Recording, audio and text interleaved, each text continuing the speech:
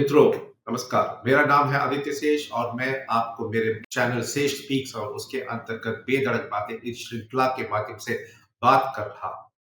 कुछ ही दिन पहले बजट का घोषणा किया गया। जैसे उसका घोषणा हुआ, लोग तो बहुत खुश हुए, आनंद हुए, क्योंकि जो सैलरीड क्लास है उनको राहत मिल गई थी, छूट मिल गया था, जो बहुत सालों से, वर्षों से वो मांग रहे हैं।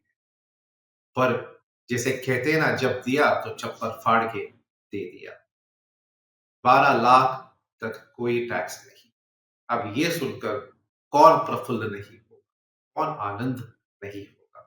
मगर हमें इस 12 लाख के पार इसका प्रभाव क्या होगा, इसके बारे में सोचना चाहिए। जो छूट सरकार ने दी है, उसको आप कुल मिला के टोटल करके देखोगे तो 1 लाख करोड़ आ जाए। छोटा सा वैल्यू थोड़ी ना है। 1 लाख करोड़ को मैं तो कहूंगा कि भाई, इस जो आपके ऊपर आशीर्वाद बौछाया गया है, इसको आप वेस्ट ना करें, इसको फिजूल खर्च ना करें। जब मैं कहता हूं फिजूल खर्च ना करें, मैं कहता हूं कि भाई, सामान ले लो, ब्राउन गुड्स ले लो, व्हाइट गुड्स ले लो। ये फिजूल का खर्च नहीं है, क्योंकि ये आपकी जिंदगी को आसान बनाएगा। अब मान लीजिए 1 लाख करोड़ से आपने 50,000 करोड़ आपने इन चीजों में खर्चा किया।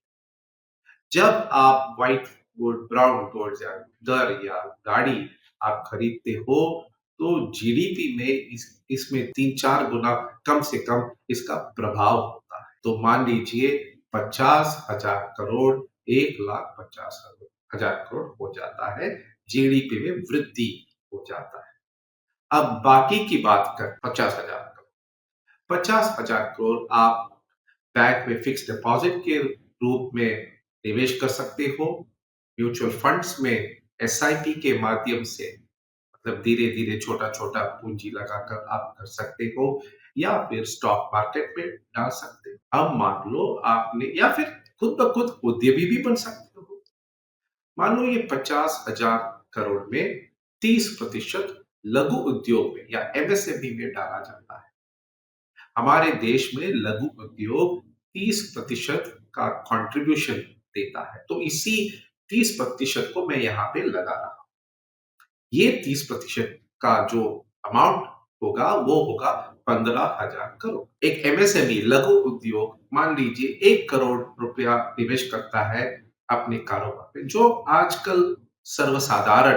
तो इसका मतलब ये हुआ कि 15,000 नए उद्यमी बने, 15,000 नए उद्योग का जन्म।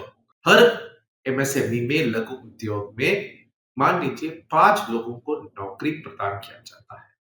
अब आपके पास 75,000 और लोगों को एम्प्लॉयमेंट मिल गया। ये 75,000 भी खर्चा करेंगे ना, अपने रहन सहन में, खान पान में खर्चा करेंगे, तो उसका भी प्रभाव जीडीपी पर बढ़ेगा। वो भी जीएसटी के रूप में योगदान करेंगे। तो आप अगर गौर से देखोगे, तो ये जो 1 लाख करोड़ का छूट दिया गया है, ये जाते जाते जाते खुद ब खुद इसको फिनांस करे। तो ये हुआ लघु उद्योग का जो पोर्शन। अब मैं आता हूं, जो बड़े कारोबार हैं, उनको भी बैंकों से ऋण मिलती है, उनको भी क्रेडिट मिलता है, उनका भी बिल्स डिस्काउंट किया जाता है।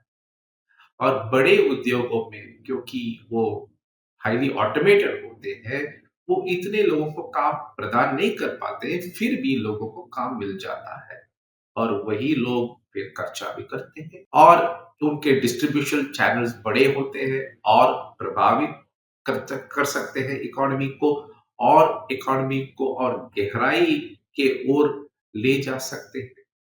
तो ये 50,000 करोड़ जो जो 35,000 करोड़ जो बड़े उद्योग को दिया जाता है, छोटे उद्योग को दिया जाता है, हम मानते हैं ये अपने कारोबार को 3 से 4 गुना बढ़ा सकते हैं। ये सर्वसाधारण माना जाता है।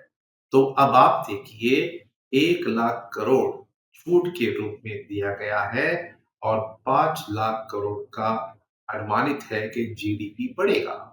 5 लाख करोड़ जो है 1.5% का कुछ आता है आंकड़ा, ये अपनी इकोनॉमी का वृद्धि होगा।